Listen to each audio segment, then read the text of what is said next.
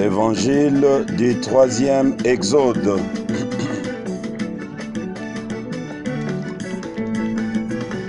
Un jour Jésus ressembla à ses disciples et leur demanda que dites-vous que je suis. L'évangile du troisième Exode Il eut plusieurs réponses à son sujet. qui vous est présenté comme d'habitude par le missionnaire africain Un homme comme nous, Ben Mutombolian.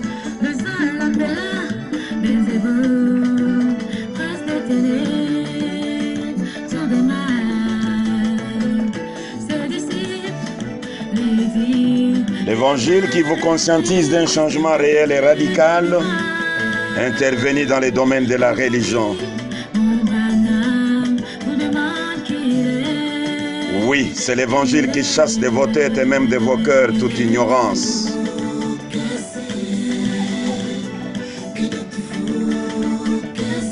Comme promis, nous voici encore aujourd'hui pour ajouter encore un petit rien sur l'enseignement que nous sommes en train de voir avec vous.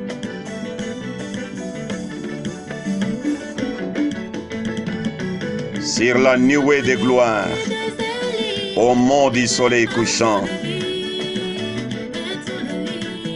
Aujourd'hui, nous allons parler sur la nuée de gloire a le pouvoir d'aveugler et de diviser le peuple par ses multiples facettes.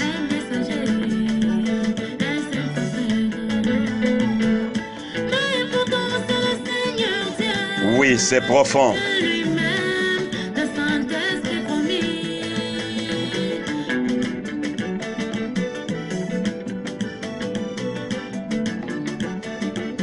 La nuée de gloire aveugle et divise le peuple. Nous verrons cette division parmi les croyants du message et même parmi les vrais croyants du message, les adorateurs.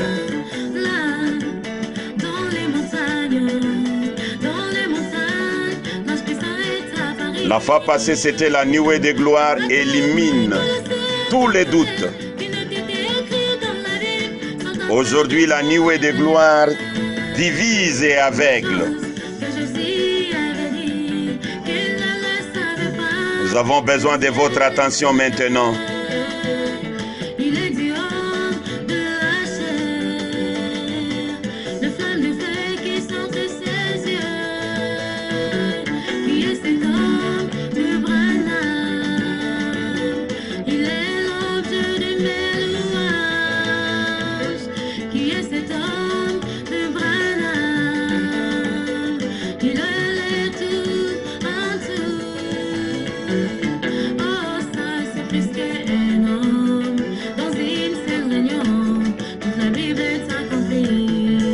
Ok, maintenant découvrons ce grand enseignement. La nuée de gloire aveugle et divise le croyant du message.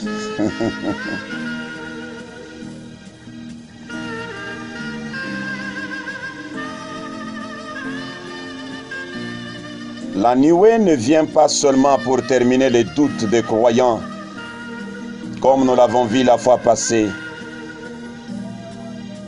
mais elle a aussi des grands ministères. Celui d'aveugler ceux qui doivent périr et de diviser les deux camps, celui des suiveurs et des vrais croyants.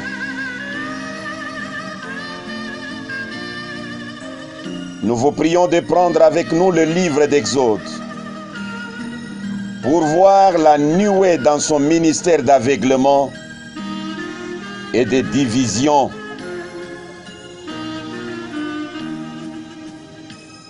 Je voulais commencer avec cela parce que notre principe est d'aller depuis la première dispensation, la deuxième jusqu'à la troisième. Et ceci va vous aider à comprendre que c'est une doctrine qui se retrouve tout au long de la Bible. Exode 14, 19 à 20. Écoutez ce que la Bible dit. l'ange de Dieu qui allait devant le camp d'Israël partit et alla derrière eux, et la colonne de nuée qui le précédait partit et s'étend derrière eux. Il se plaça entre le camp des Égyptiens et le camp d'Israël. Cette nuée était ténébreuse d'un côté et de l'autre elle éclairait la nuit. Et les deux camps n'approchèrent point l'un de l'autre pendant toute la nuit. La même nuée, libérant les ténèbres, libérant la lumière. Avec les ténèbres, il a aveuglé les Égyptiens. Avec la lumière, il a ouvert les chemins des enfants d'Israël. C'était dans l'Ancien Testament. Nous avançons. Nous avons voulu commencer cette grande doctrine depuis l'Ancien Testament en passant par le Nouveau Testament pour aboutir au jour d'aujourd'hui. La nuée de gloire, dit-on, de Moïse glorifia le leader sur la montagne d'Horeb. C'est la même nuée qui, avec les Égyptiens incrédules et soi-disant croyants, elle divisa les deux groupes. N'eût été la nuée, les élus et les suiveurs pouvaient se mélanger. Or, l'autre groupe était des meurtriers et des chefs de corvée, tandis que l'autre était des élus considérés comme des esclaves et des tripoteurs de boue. La nuée, par sa facette ténébreuse, a bien séparé les deux camps et a facilité la mort des suiveurs dans la mer Rouge, qui était le premier baptême dans le premier exode. Oui, dans chaque exode, il y a toujours deux baptêmes. Le premier baptême, les leaders et tous les peuples, y compris les soi-disant croyants, les prennent. Mais le deuxième, il n'y a que les jeunes gens qui le prennent dans l'absence du leader. Ce premier baptême dans la mer Rouge était l'ombre du deuxième baptême dans le deuxième exode, qui est aussi le premier baptême dans le troisième exode. C'est là que les Égyptiens meurent, en étant frappés par l'aveuglement qui provient de la nuée de gloire. C'est là qu'ils meurent dans le baptême prêché par Dieu lui-même. Terrible mais précieux bien-aimé. Lisons quelques écritures en rapport avec tout ce que nous venons de déclarer.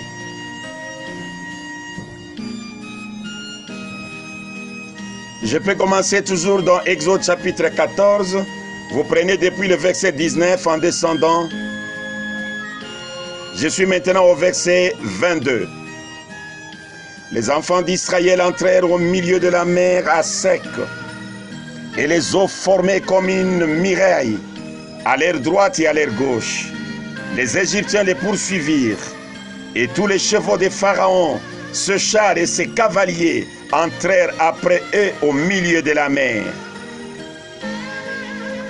Je ne peux pas continuer à lire le tout, mais vous allez vous rappeler que le fait d'entrer dans cette mer rouge par les enfants d'Israël, c'était le baptême.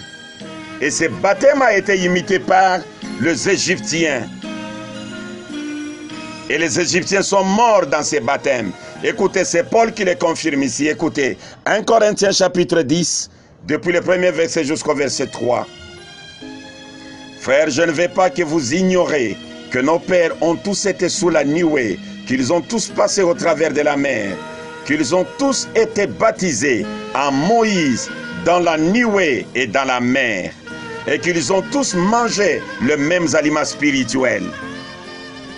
Baptisés en Moïse, n'interprétez rien, parce que Paul va vous dire que même le baptême en Jésus ou le baptême au nom de Jésus, c'est le baptême en Jésus. Je le lis, Romains chapitre 6, verset 3 à 5, mais je lis directement 3.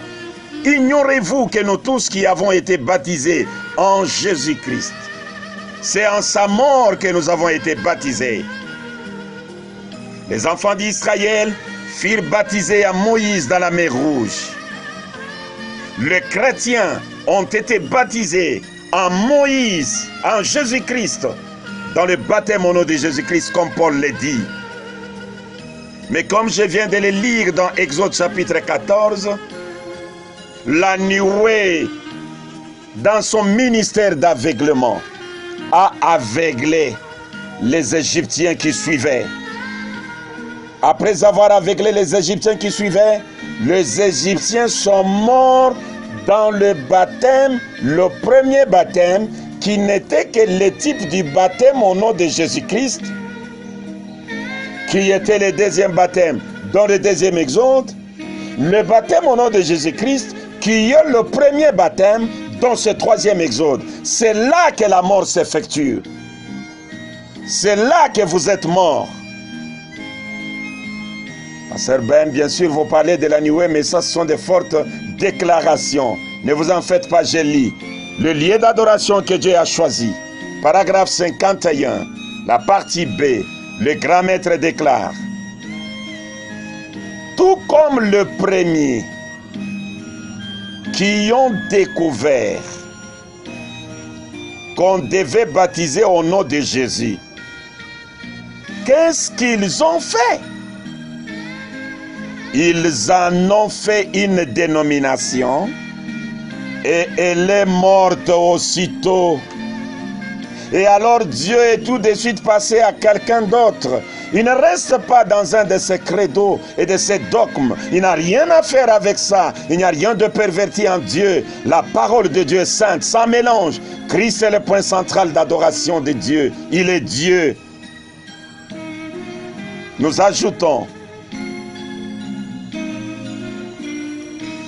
Hébreux chapitre 4. Prêché le 1er septembre 1957. Le paragraphe 164. Qui vous est-il arrivé, vous les unitaires?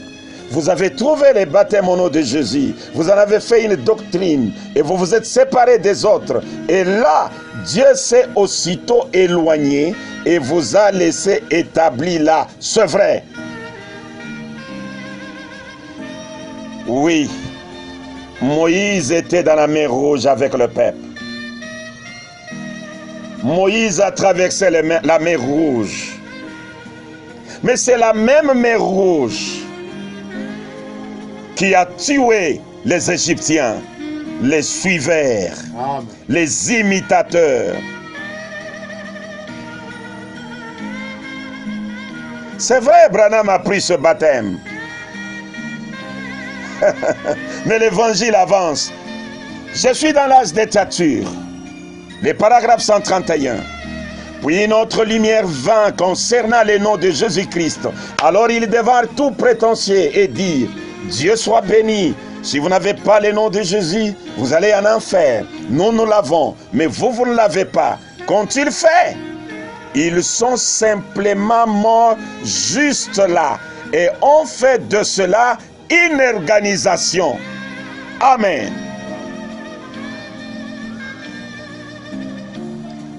L'unité, prêché le 11 février 1962, paragraphe 167.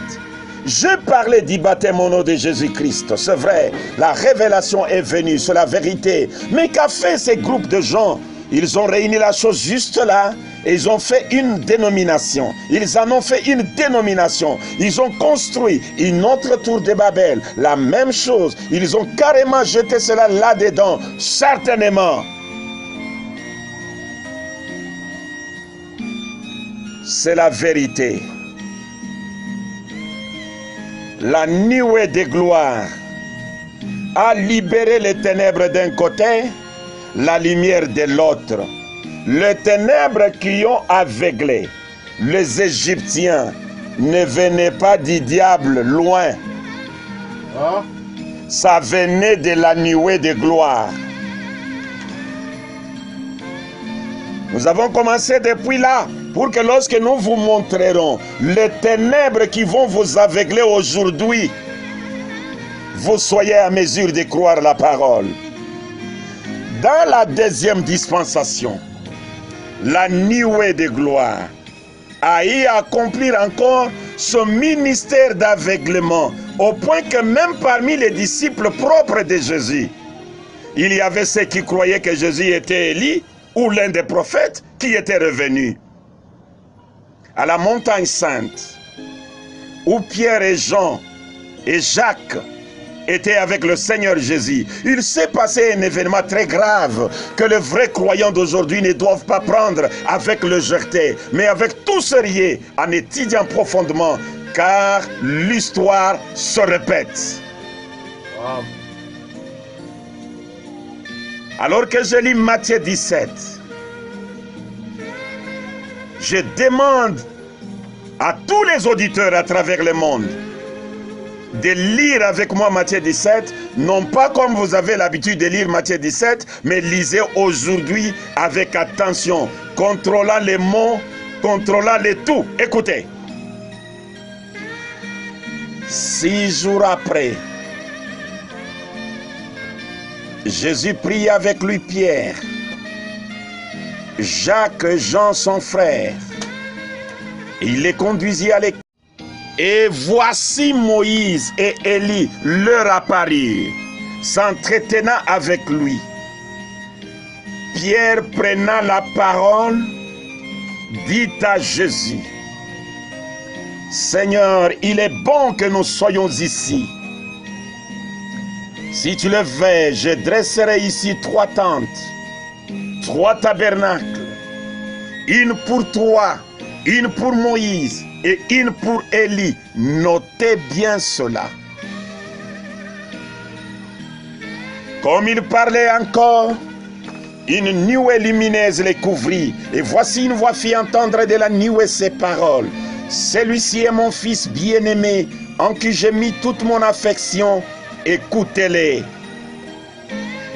Lorsqu'ils entendirent cette voix, les disciples tombèrent sur leurs faces et furent saisis d'une grande frayeur. Mais Jésus s'approcha, les toucha et dit, « Levez-vous, n'ayez pas peur. » Ils levèrent les yeux et virent que Jésus seul. Comme ils descendaient de la montagne, Jésus leur donna cet ordre. Ne parlez à personne de cette vision. Notez cela. Ne parlez à personne de cette vision, jusqu'à ce que le Fils de l'homme soit ressuscité des morts. Voilà Matthieu 17. Je suis allé du premier verset jusqu'au verset 9. Mes précieux frères et sœurs, relevons quelques points qui divisent les gens et qui aveuglent certains dans cette apparition de la nuée de la gloire sur la montagne dans Matthieu que nous venons de lire. Premièrement, c'est la transfiguration ou le changement de visage. Si on avait pris la photo de la nuée du temps de Jésus, nous n'allions pas voir un homme avec une longue barbe, avec un visage ressemblant à la psychologie d'Hoffman. C'est la première difficulté. Confirmons. Sortir du camp. Paragraphe 46. Et dans ce petit camp qu'ils avaient là, Pierre, Jacques et Jean et Jésus, Moïse et Élie. Et dans leur camp, ils ont vu l'armée céleste, l'ombre ou la colonne de lumière suspendue dans cette nuée qui a transfiguré le Seigneur Jésus. Qui a transfiguré le Seigneur Jésus. C'est pas clair. Vision des Patmos. 4 décembre 60. 240. Il fit transformer. Que fit-il? Il se transforma devenant semblable à ce qu'il serait le jour de son avènement. Pensez à cela. Amen. Montagne de la transfiguration. Le visage de Jésus avait changé.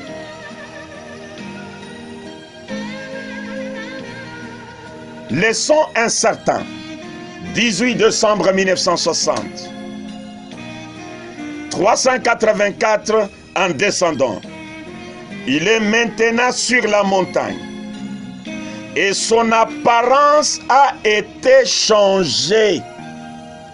Son apparence a été changée. En d'autres termes, il a été révélé sous une autre facette. Me suivez-vous?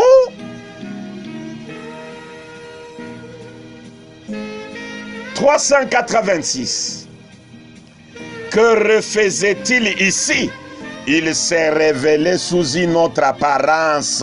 Amen. Dans quelle forme se présentait-il? Dans une forme glorifiée, transfigurée. Sa façon, sa venue, la façon dont il revient. Un Christ glorifié, transformé.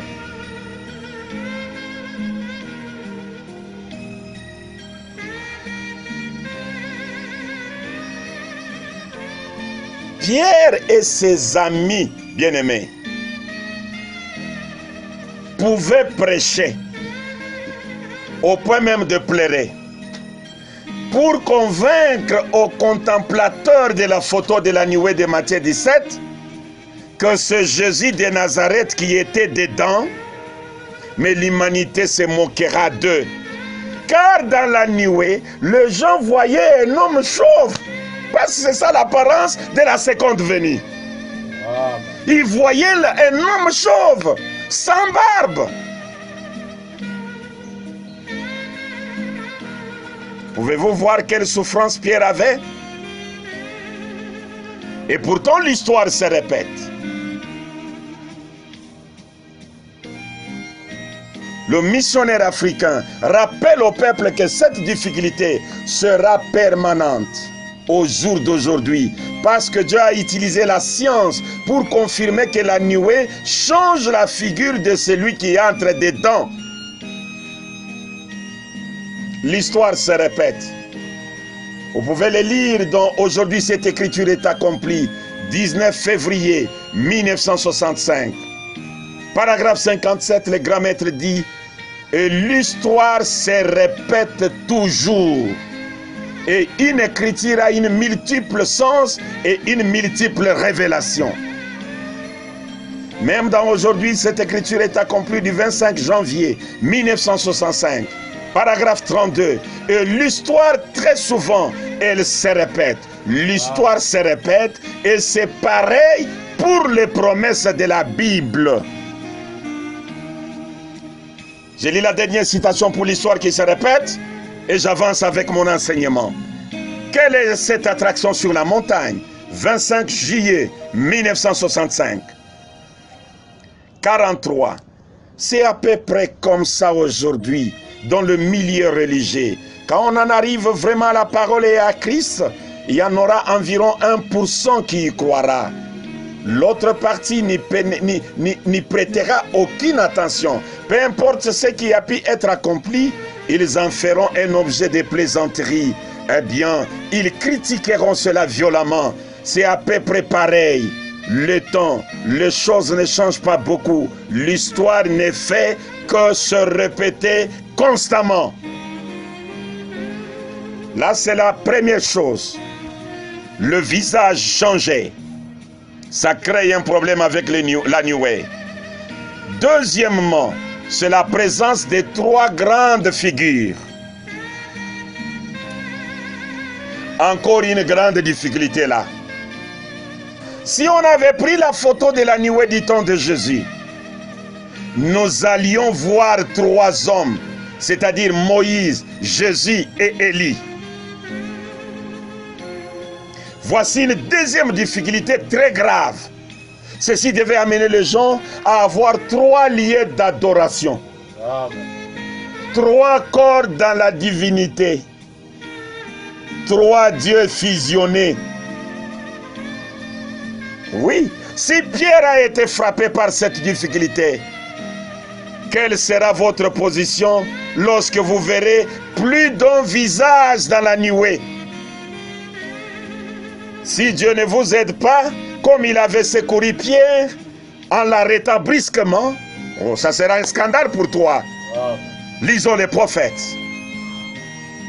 Sortir du camp. Je reviens à la citation que j'avais lue, j'ajoute ce que je n'avais pas lu. Sortir du camp, paragraphe 46. Et dans leur camp, ils ont vu l'armée céleste, l'ombre ou la colonne de lumière suspendue dans cette nuée qui a transfiguré le Seigneur Jésus. Et au moment où ils étaient prêts à former une dénomination, une pour la loi, une pour les prophètes, et ainsi de suite. La voix a dit, celui-ci est mon fils bien-aimé, écoutez-les. Allons dans écouter-les directement. Prêché le 13 mars 1960. Le paragraphe 42. Le prophète Branham déclare, maintenant, qu'arriva-t-il alors? Aussitôt que le surnaturel se produisit, Pierre devint tout excité. Il dit, laissez-moi vous dire ce que nous allons faire. Construisons ici 3 tabernacles. Faisons 3 dénominations différentes. 3 tabernacles différents.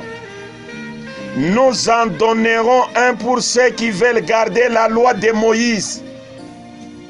Nous les laisserons adorer dans ces tabernacles. Un autre veut garder les paroles du prophète. Nous les laisserons adorer dans ces tabernacles. Et ceux qui désirent croire dans les paroles que Jésus a prononcées, nous les garderons dans ces tabernacles. Oh, je suis si content que Dieu ait arrêté cela. Amen. Amen. Voilà. 3 tabernacles. Si Pierre, que vous avez l'habitude de vanter, qui avait la clé du royaume, la nuée l'a bouleversé. Pierre a voulu avoir 3 lieux d'adoration. Pierre a vu 3 corps dans la divinité.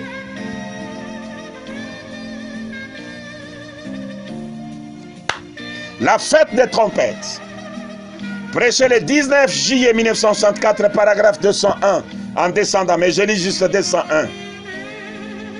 Les gens d'aujourd'hui sont un peu comme Pierre et les autres, quand ils étaient sur la montagne de la transfiguration. Amen. Ils étaient tout emballés de voir quelque chose de surnaturel se produire. Et l'un d'eux a dit, nous allons former une église de prophètes, une pour Moïse. Ah, les gens d'aujourd'hui sont un peu comme Pierre et les autres.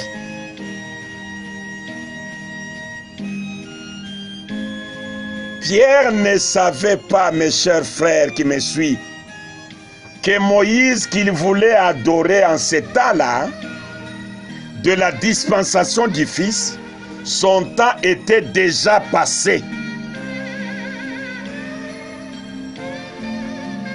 Et c'était ce Moïse qui aveuglait les gens dans cette dispensation-là du Fils.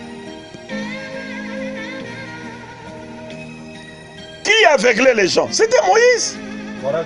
Et où était Moïse? C'était dans la nuée.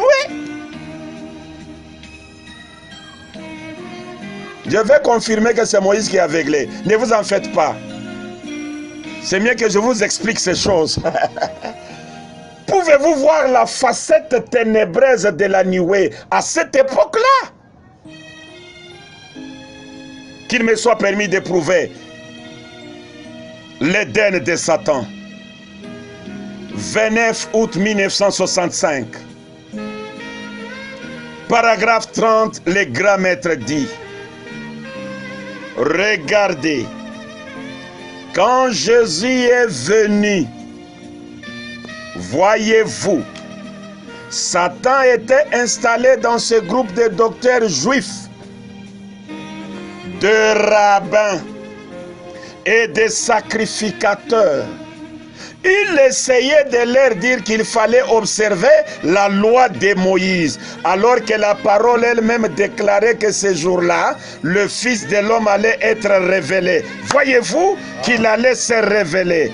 Alors, leur effort tendait vers ça, pourvu qu'ils gardent les gens religieux et assujettis à la loi de Moïse.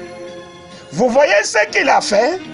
Il essayait de leur dire, cette partie de la parole est tout à fait exacte, mais ce n'est pas cet homme, ce n'est pas la bonne personne. Vous voyez comment il est trompeur? C'est vraiment ce jour de grande tromperie. Quand Jésus est venu, je relis la première partie. Quand Jésus est venu, voyez-vous, Satan était installé dans ces groupes de docteurs juifs, de rabbins et de sacrificateurs. Il essayait de leur dire qu'il fallait observer la loi de Moïse. Révérend, est-ce que c'est là avec? Il y a ici un homme qui peut allumer la lumière. 29 décembre 1963, paragraphe 119 jusqu'à 120 à 121. Écoutez. Ils lui demandèrent, qui dit-il que nous sommes? Ils lui dirent, nous savons que tu es fou, que tu es un Samaritain. Tu n'es pas dans ton bon sens. Tu essaies de... Nous savons que tu es né dans le péché. Là, c'était les Juifs, les Israélites, les rabbins, le sacrificateur qui traitaient Jésus. Écoutez, nous savons que tu es né dans le péché. Nous ne savons pas d'où tu viens. Nous n'avons pas ta carte de membre dans nos groupes. Tu es fou. Tu as un démon. Voyez-vous, tu n'es pas dans ton bon sens. Pourtant, il était réellement la lumière authentique et véritable de Dieu qui brillait. Mais le reflet les avait aveuglés. Nous avons pour guide Moïse. Qu'est-ce qui les avait aveuglés? C'était les reflets, c'était Moïse. Amen. Il dit, si vous aviez cru Moïse, vous m'auriez connu. Et Branham ajoute, et si vous croyez Jésus et la Bible, vous reconnaîtriez l'ère dans laquelle vous vivez. Aujourd'hui, ils disent, nous sommes chrétiens. Mais si vous l'étiez, vous reconnaîtriez les actes de Christ pour ce jour. Voyez-vous, vous les auriez reconnus. Du temps de Jésus, c'est lui qui aveuglait les gens. C'était Moïse.